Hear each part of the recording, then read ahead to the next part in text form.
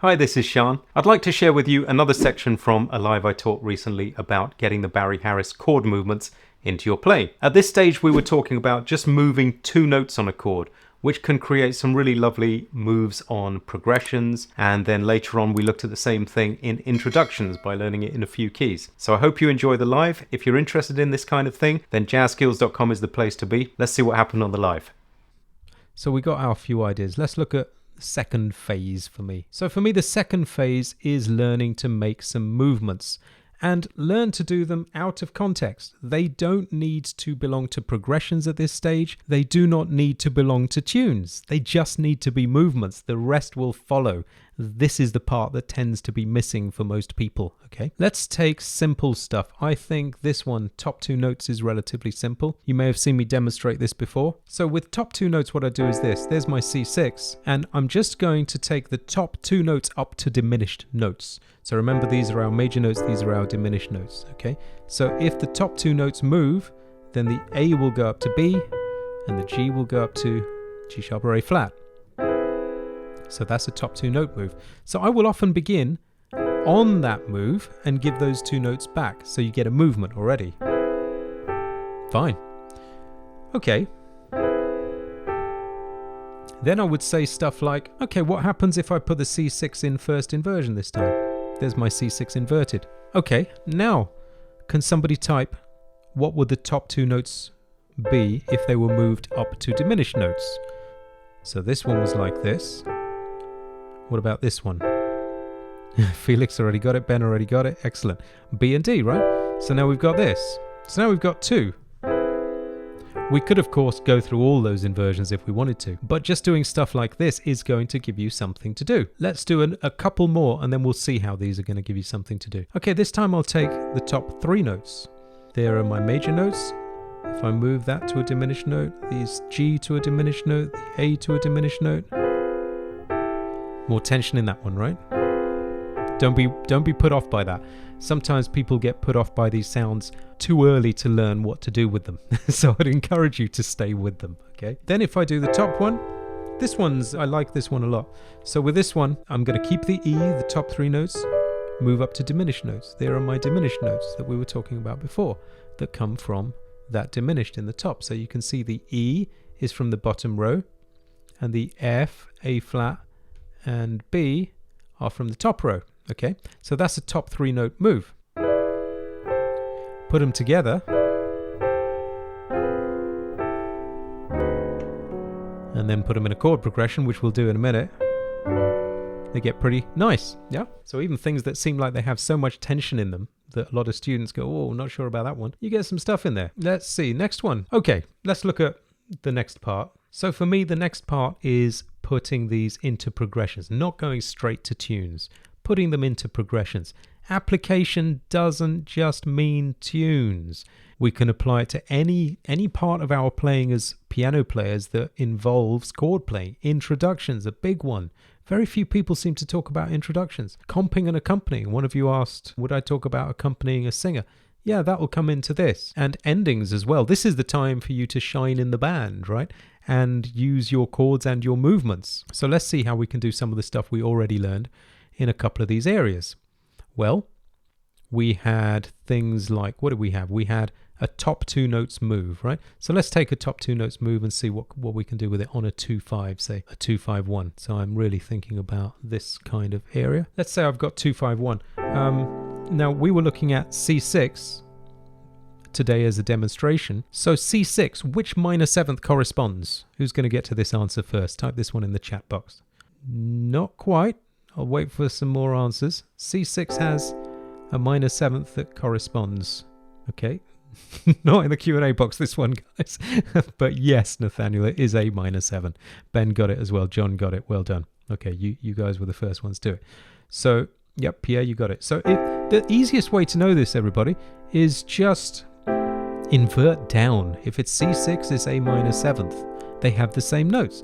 And that's why when you're playing A minor 7th, you use the C major 6 diminished movements. That's it. Simple as that, okay?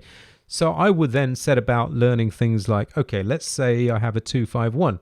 Well, 2-5, if it's A minor 7 in a 2, The 5 will be D7, and then we've got a G major of some sort, G major 6 or G major 7, right?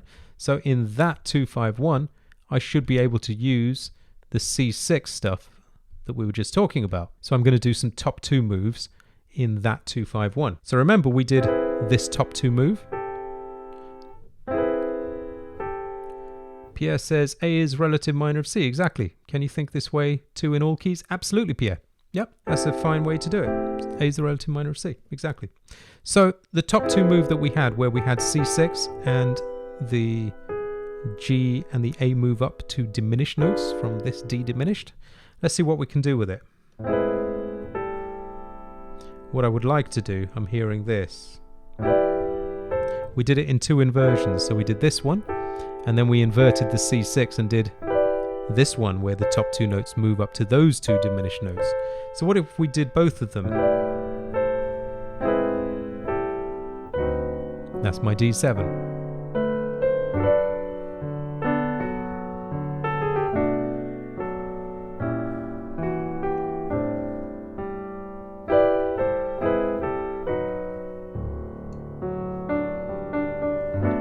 Okay, great. So I'm not going into all what did I do on the D7, what did I do on the G major. We'll be here forever. Let's focus on one thing today, right? That's where you have to think about your left hand as well. This G wouldn't have been so great. So you either go with it or you go in the other direction, up the scale. This first one didn't cause really any problems. And then that's your 2-5-1 progression. Then, okay, what would be an example on an introduction? Well, you could take the same sort of thing on introductions. If you're at that level 3 stage, this isn't for, just learning the scale and learning a couple of simple moves. If you're at that level 3 stage, then learn to do that in a few keys. Let's see. I'm going to do it just as a demo, right? I'm going to do it. That was in C6. I'm going to start on D6. Let's see.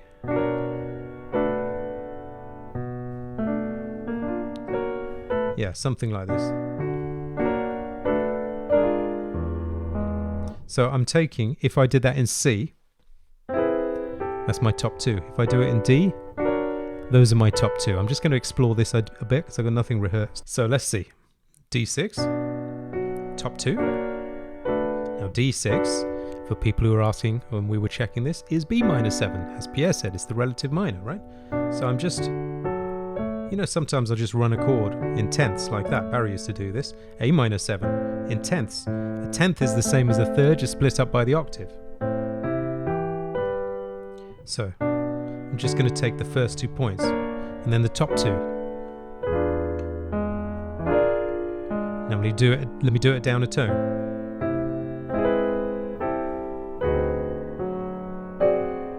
Down another tone. I'll show you what I'm doing in a minute. At least for those minors.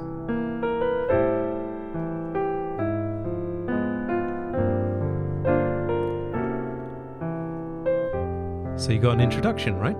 So let's have a look at what happened. If I'm going 2-5, 2-5, 2-5 for an introduction, and if I want to land on F, and I need those 3 2-5s to fill up time, because I'm going to go 2-5, 2-5, 2-5, something else, right?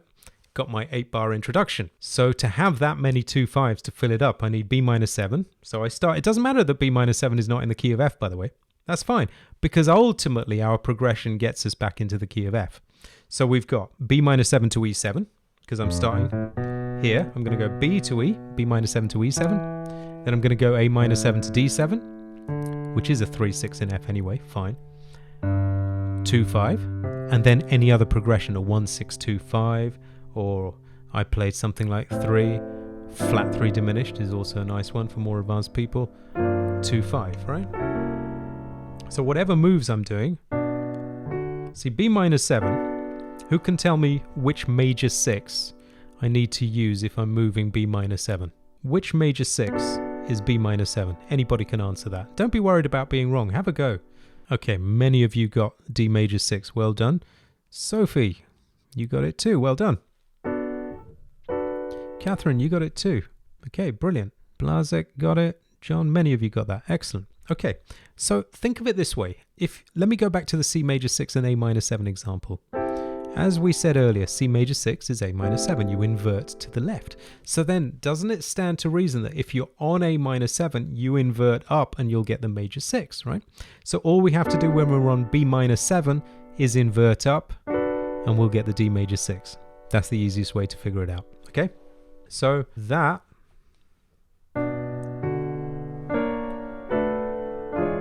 is my move. If I did the same move on D6, now I'm going to do it on C6 for A minor 7. Go to a D7 of some sort. Now I'll go down to B flat 6 because that's G minor 7.